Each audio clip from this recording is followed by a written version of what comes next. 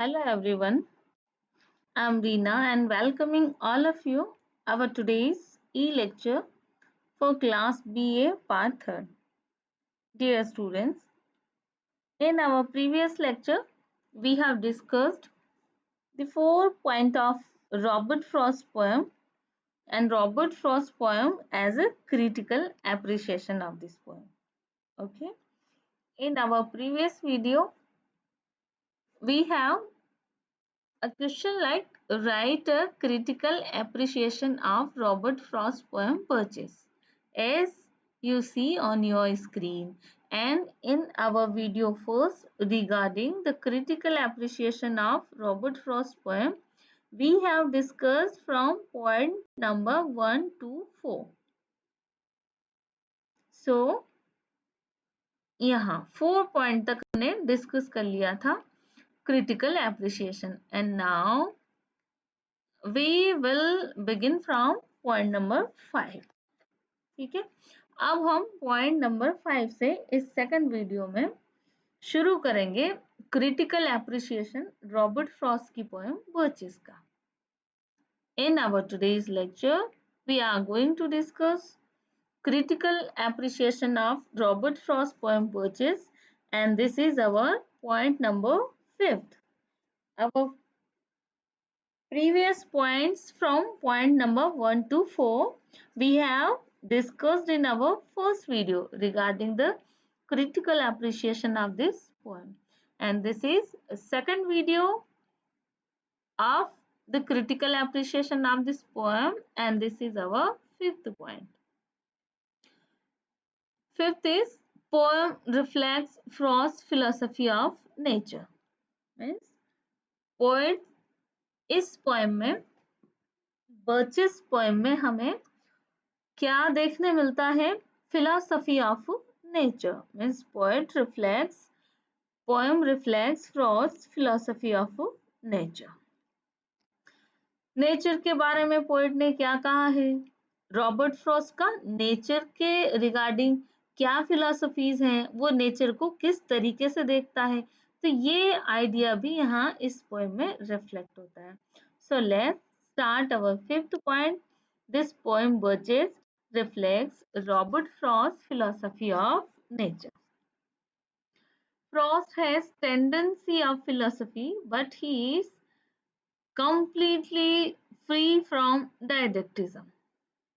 इस लाइन का मतलब है कि रॉबर्ट फ्रॉस्ट की टेंडेंसी तो है फिलॉसफी की, वो बहुत दार्शनिक, फिलॉसफी मीन्स बहुत दार्शनिक बातें करता है, बहुत दार्शनिक बातें ही उसकी पोएम में हमें देखने को मिलती है, लेकिन वह दार्शनिक बातें तो करता है पर वो पूरी तरह से डायडेक्टिज्म मीन्स डायडेक्टिक मीन्स एक दिशा निर्देश देने वाली, एक उपदेशात्मक जो कविता हम कह सकते हैं. तो यहाँ इस लाइन का मीनिंग आपको समझा दूं कि हमें रॉबर्ट फ्रॉस्ट की पोएट्री में फिलोसफी तो देखने को मिलती है, लेकिन इसका मतलब ये नहीं है कि वो पूरी तरह से डायडेक्टिज्म से फ्री है, but he is completely free from didacticism. मतलब वो दार्शनिकता, हमेशा दार्शनिकता की ही, डायडेक्टिज्म की ही, सॉरी, एक डायडेक्ट करने वाला जो पोएम होता है उससे ही भरी नहीं है. मीन्स उसकी पोएम में फिलॉसफी जरूर है, लेकिन इसका मतलब ये नहीं है कि उसकी पोएम जो है वो पूरी तरह से डायडेक्टिक ही है. उनमें थोड़ी फिलॉसफी है और थोड़ा जो है वो नेचर का डेपिक्शन भी रॉबर्ट फ्रॉस्ट की इस पोएम में हमें देखने को मिलता है. मीन्स यहाँ हम कह सकते हैं Robert Frost has tendency of philosophy but he is completely free from didacticism. Means his poems not only full with didacticism, his poems has some tendency of philosophy but not completely didactic. उसमें थोड़ा सा philosophy के साथ एक nature का depiction भी हमें देखने को मिलता है. जैसे he is serious moralist as well as serious artist. वो मॉरलिस्ट भी है, फिलॉसफी भी दिखाता है, लेकिन बिल्कुल उसके साथ साथ वो जो क्या है, एक सीरियस आर्टिस्ट भी है, एक कलाकार भी है। किस तरह से उसने नेचर को यहाँ रिप्रेजेंट किया है इस बर्चेस पोएम में हम सबके सामने। He has deep relationship with nature, but he is not openly didactic poet. यहाँ पे जो पोएट है उसने क्या दिखाया, he has deep relationship with nature but he is not openly didactic poem.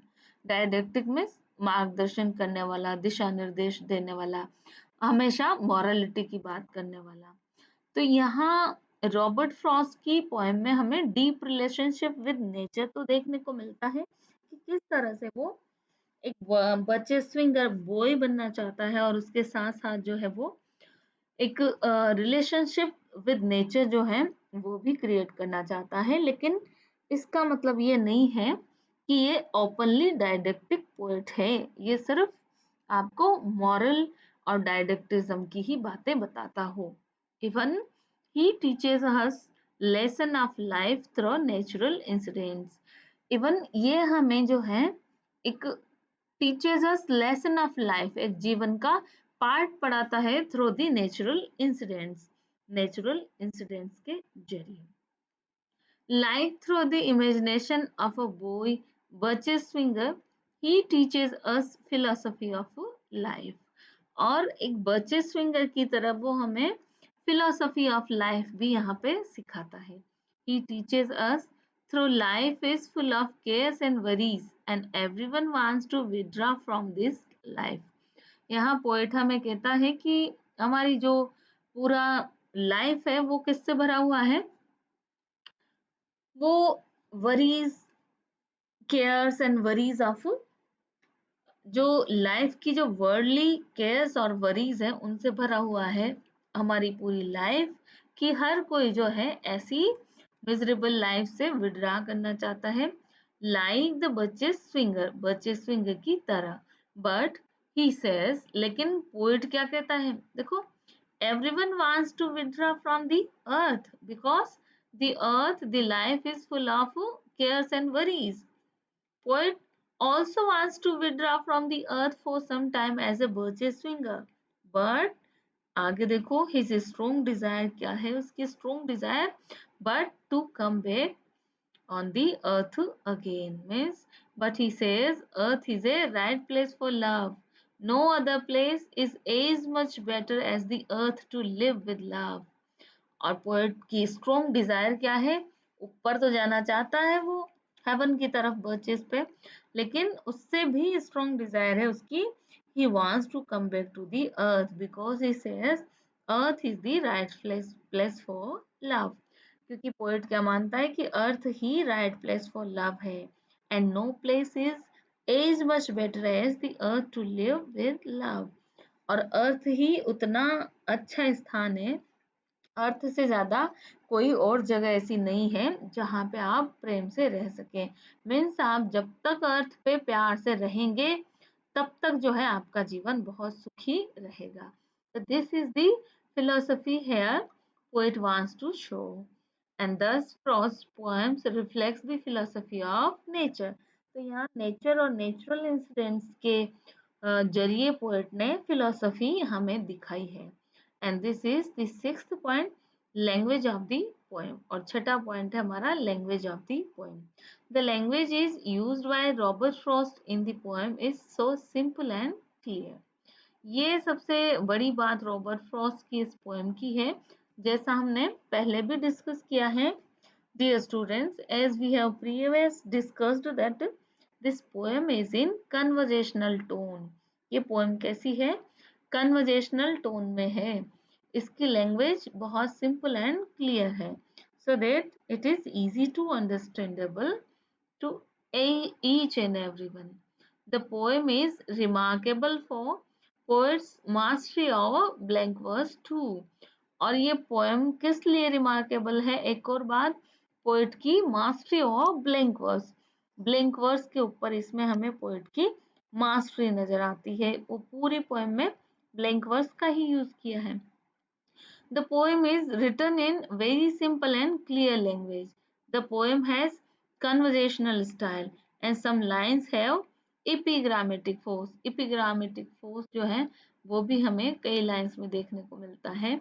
And he uses short sentences, और उसने बहुत छोटे सेंटेंस जो है वो यहाँ पे यूज किए हैं. अब seventh quality, pictorial quality of the poem. Pictorial means किस तरीके से जो डेपिक्ट किया है, हर सीन को बहुत जैसे एक चित्र खींचता है, जैसे कि बहुत ब्यूटीफुल सीनरी हम कागज पे डेपिक्ट कर रहे हैं, बिल्कुल इतनी ही पिक्टोरियल क्वालिटी जो है पोएट की यहाँ हमें देखने को मिलती है, जब वो कहता है कि किस तरीके से जो है बर्चेस के ऊपर आइस जमी हुई है, उसका एनेमल जो है क्रिस्टल सेल जैसा है, और इतना फाइन पिक्टोरियल क्वालिटी जो है इस पोएम में हमें देखने को मिलता है. This poem contains series of beautiful pictures of nature and man. यहाँ हमें बहुत ब्यूटीफुल सीन, बहुत ब्यूटीफुल पिक्चर ऑफ नेचर और मैन दोनों देखने को मिलते हैं. And each sketch has a few happy touches. The lovely picture of nature are complete in itself. और जो जितने भी lovely picture हमें दिखते हैं वो अपने आप में बिल्कुल complete हैं. And how beautifully the poet depicted the boys swinging of the birches. और किस तरीके से ब्यूटीफुली जो है पोएट ने बर्चेस स्विंगर के रूप में उस बॉय को डेपिक्ट किया है. Then the picture of ice storm, और फिर उसके बाद में अगली जो पिक्चर है वो किसकी, आइस स्टॉर्म की.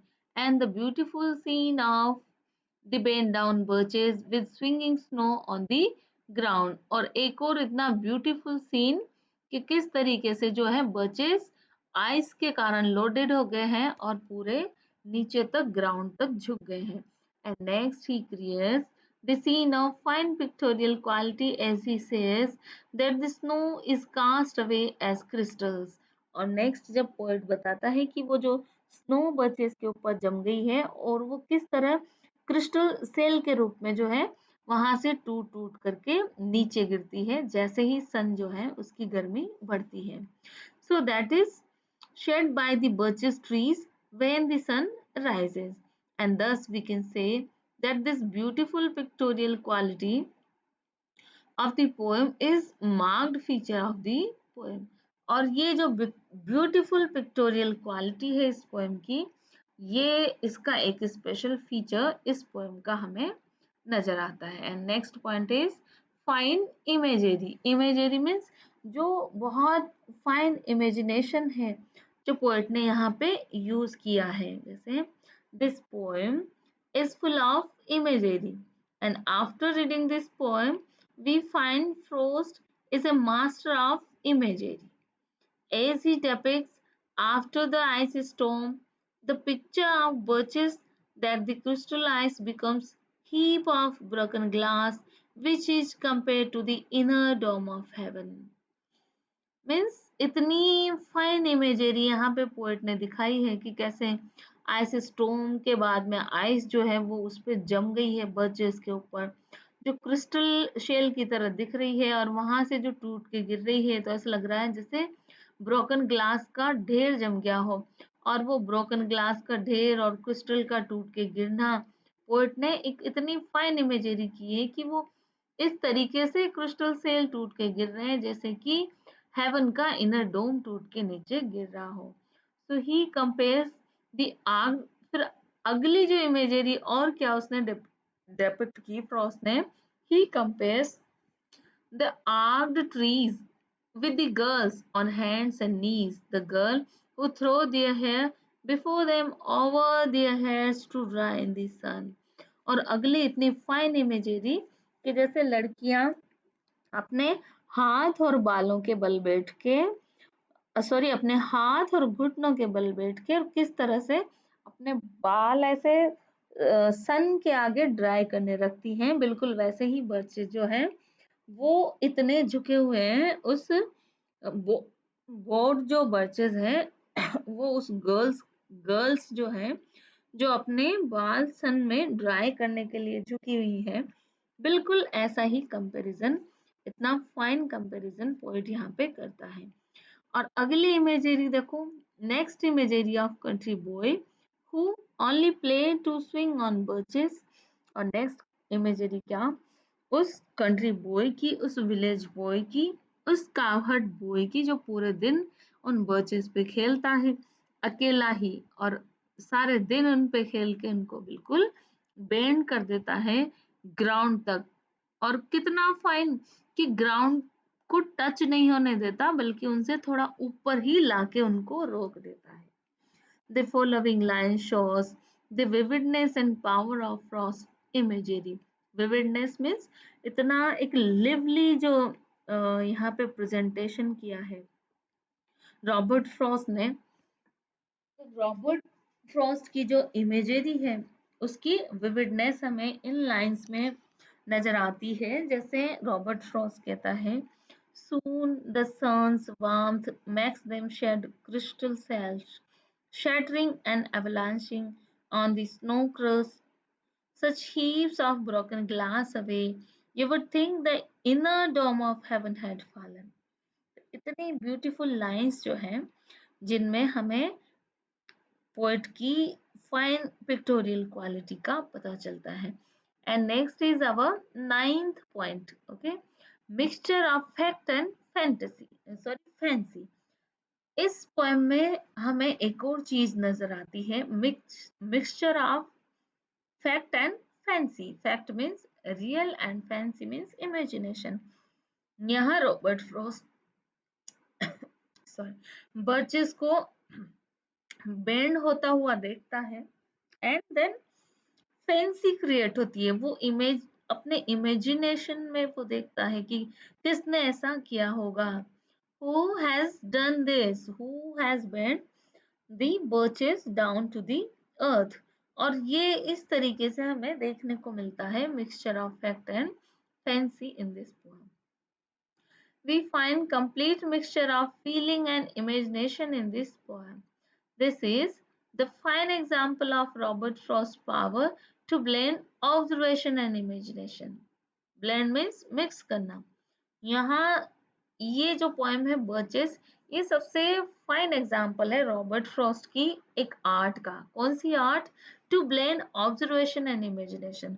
जो ऑब्जर्वेशन वो करता है, जो देखता है उसको, और इमेजिनेशन को मिक्स करने की जो उसकी आर्ट है उसका defined example of his art to blend observation and imagination is this our poem birches. Okay, he begins the poem in tone of easy conversation।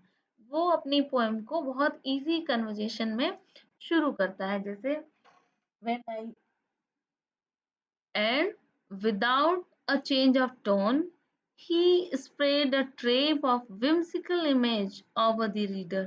और उस टोन को चेंज किए बिना ही वो जो है बहुत सारे रीडर्स को जो है एक whimsical इमेज में ट्रैप कर लेता है। एक उस फैक्ट से वो एक फैंसी में चला जाता है, इमेजिनेशन में चला जाता है कि निश्चित रूप से कोई लड़का है जो यहाँ झूला है या कोई आइस स्टॉर्म यहाँ आया है, और फाइनली कि कावहर्ड बॉय ने ही ऐसा किया है।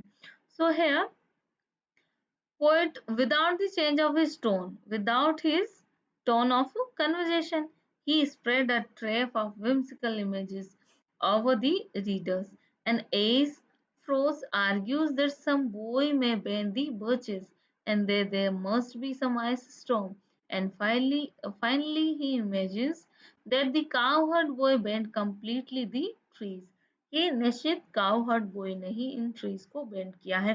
तो इस तरीके से ये फैक्ट से ये फैंसी में चला जाता है और तीन टाइप के इमेजिनेशन दिमाग में लाता है। And all these images occurs in Frost's mind due to the imagery the fact turns into the fancy। और रॉबर्ट फ्रॉस्ट के माइंड में इतने ये जो थॉट है, जो इमेजिनेशन है वो अकर होते हैं, और इसके कारण जो है हम देखते हैं कि पोएम जो है फैक्ट से और फैंसी में चली जाती है। And we find in the poem fact and fancy play together. और फैक्ट और फैंसी को एक साथ प्ले टुगेदर होते इस पोएम में हम देखते हैं। And when at last he has fancy of cowherd boy who is playing on His father's birches make him mature poet when he announces, means जब वो लास्ट में कावर्ड बॉय की इमेज डेपिक्ट करता है कि किस तरह से कावर्ड बॉय है was playing alone on the birches whole day. He bent them permanently because he climbed over the birches over and over again. तो इस तरीके से हमें क्या लगता है कि यहाँ पे पोएट जो है वो किस किस इमेजिनेशन में है, लेकिन जब नेक्स्ट लाइन वो कहता है the earth is the right place for love, तभी जो है हमें पोएट एक तरह से यहाँ मेच्योर पोएट नजर आता है और वो अनाउंस कर देता है earth is the right place for love. And this is the 10th point of our today's topic, critical appreciation of the poem. And this is our 10th point, poet of human interest. Means Robert Frost is a poet who has human interest. Though Frost is regarded as a poet of nature. Means Robert Frost को poet of nature कहते हैं, यद्यपि but फिर भी man has a more important place in his poetry than nature. लेकिन फिर भी जो है रॉबर्ट फ्रॉस्ट की पोएट्री में नेचर से ज़्यादा डोमिनेशन हम देखते हैं। वो man man has a more important place in his poetry than nature. तो हम कह सकते हैं Robert Frost also the poet of human interest. He shows human relationship with nature in this poem. और बर्चेस में हमें देखने को मिलता है human relationship with nature. He also wishes to be a birches swinger as he was in his childhood. और यहाँ वो जैसा अपने बॉयहुड में था, अपने चाइल्डहुड में था, वैसा ही birches swinger बनना चाहता है। Means here he also want to go back into the innocent world of childhood. Means वो अपने childhood के innocent world में चला जाना चाहता है, as he imagines himself as a birches finger. That we can say that he also wants to go back into the innocent world of his childhood and for some time, and wants to come back on earth again because he considered that earth is the right place for love, and this shows his human interest of the poet. और वो childhood में तो जाना चाहता है, birches पे भी swing करना चाहता है और बर्चेस के साथ वो टुवर्ड्स द हेवन भी जाना चाहता है, but for some time and after some time he wants to come back on the earth because he is considered, poet क्या कहता है, क्या मानता है कि earth is the right place for love. And ये सारी चीजें हमें शो करती है poet's human interest. Okay, and this is our 11th point. Frost attitude to nature in birches. Birches में रॉबर्ट फ्रोस्ट का नेचर के प्रति एटीट्यूड कैसा है? Frost is not like a romantic poet or as a carefree vagabond. Vagabond means as a city poet. Robert frost जो है वो romantic poets की तरह भी नहीं है और कोई सिटी वेगाबाउंड मीन्स सिटी का कोई वेगाबाउंड जैसा, यानी सिटी का कोई पोएट भी नहीं है जिसको कि who finds nature beautiful after going to the countryside from his city. Means ऐसे कि जो सिटी में रहते हैं, बड़े सिटी में, और जैसे ही सिटी से वो बाहर कंट्री साइड जाते हैं और वहां जाते ही वहां उनको जो कंट्री साइड की जो साइड्स हैं, ब्यूटीफुल जो थिंग्स हैं, वो अच्छी लगने लगी हो। ऐसा रॉबर्ट फ्रॉस्ट ऐसा कवि नहीं है, वो रोमांटिक्स की तरह भी नहीं है, so that he wants to withdraw from the earth permanent like the romantics and like the carefree vagabond. वो रॉबर्ट फ्रॉस्ट इनके कॉन्ट्रेरी है, वो विड्रा तो करना चाहता है अर्थ से बट फॉर सम टाइम, लेकिन वो वापस अर्थ पे ही आना चाहता है। जबकि रोमांटिक्स जो थे, रोमांटिक पोएट, वो नेचर के बीच ही रहना पसंद करते हैं, वो लाइफ से और वर्ल्डली जो वर्ल्ड है, मिजरेबल वर्ल्ड, उससे स्केप कर जाना चाहते हैं और नेचर में ही जो है अपना बस जाना चाहते हैं, नेचर को ही फील करना चाहते हैं forever, permanently. But Robert Frost does not want to withdraw from earth permanently, वो तो वापस अर्थ पे ही आना चाहता है। So he is not as a city poet who finds nature beautiful in the countryside. तो हम देखते हैं यहाँ पे कि रॉबर्ट फ्रॉस्ट वो शहरी कवि की तरह नहीं है कि वो जैसे ही अपने शहर से निकल के गांव में जाता है तो कंट्री साइड, गांव की साइड जो है वहाँ के ब्यूटीफुल सीन उसको अच्छे लगने लगते हैं, नेचर अच्छी लगने लगती है। He is his attitude towards nature is realistic rather than romantic। और यहाँ हम देखेंगे कि रॉबर्ट फ्रॉस्ट का जो है टुवार्ड्स नेचर के प्रति उसका देखने का जो नजरिया है वो कैसा है, जो एटीट्यूड है वो रियलिस्टिक है, ना कि romantic. And although he has Wordsworthian simplicity of style in his description of nature. जब नेचर को डिस्क्राइब रॉबर्ट फ्रॉस्ट यहाँ कर रहे हैं तो वर्ड्सवर्थेरियन सिंपलिसिटी हमें नजर आती है, उसके स्टाइल में हमें वर्ड्सवर्थ का सा सिंपलिसिटी नजर आता है, but he does not observe the country side through the eyes of Wordsworth. लेकिन वो वर्ड्सवर्थ की तरह कंट्री साइड को नहीं देखता है, but he has pure attitude toward the nature. बल्कि रॉबर्ट फ्रॉस्ट जो है नेचर के प्रति प्योर एटीट्यूड रखता है। In this poem birches we find his capacity of minute description of nature. Minute means बहुत बारीक सा, बहुत छोटे छोटे जो डिस्क्रिप्शन है नेचर के वो भी रॉबर्ट फ्रॉस्ट ने यहाँ पे किए हैं। तो ये जो हमारी पोएम उसका क्रिटिकल एप्रिसिएशन ऑलमोस्ट 11 पॉइंट्स इसके ऐसे हैं जो बहुत अच्छे हैं, जिनको आप बेहद आसानी से लिख सकते हैं। और आपको जो मैंने पीडीएफ दिया है उसमें बहुत इजी गोइंग सेंटेंसेस में ये लिखा हुआ है, तो निश्चित आप सब जो है you must write down it in your notebooks and after that you carry on with this YouTube video, this online e-lecture, and you will be able to understand this critical appreciation of this poem so easily. So this is our last point, conclusion. Okay, conclusion means thus the Birches is fine poem written by Robert Frost. So in some above reading, on behalf of our above reading points from 1 to 12, we can say that the Birches is fine poem written by Robert Frost, and it is a nature poem having human relationship with nature. Here, he uses the beautiful imagery of birches trees covered with white snow after the snowfall. He depicts the images of a boy swinging on the birches, and thus, by the small incident of nature, he teaches us the philosophy of life. Means Robert Frost जो है वो nature की छोटी छोटी सी जो incidents है उनसे भी लाइफ के बड़े बड़े लेसन दे जाते हैं। फिलोसफी ऑफ लाइफ जो है वो इन छोटे छोटे से नेचुरल इंसिडेंट से रॉबर्ट फ्रॉस्ट सिखा जाते हैं।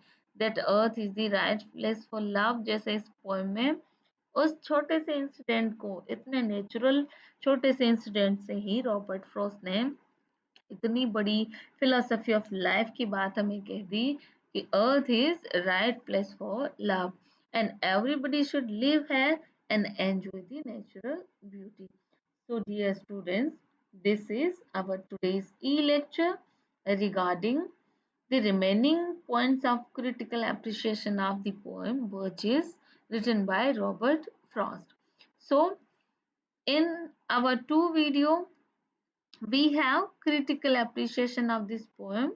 In first video regarding critical appreciation, we have discussed point number 1 to 4, and remaining from 5th to 11th we discussed in second video. So both these videos, first and second, having critical appreciation of the poem Birches written by Robert Frost, are more important, dear student. So please enjoy your studies and must note down this PDF in your notebook also. And please be with me in our upcoming videos and have a nice day. Enjoy your study.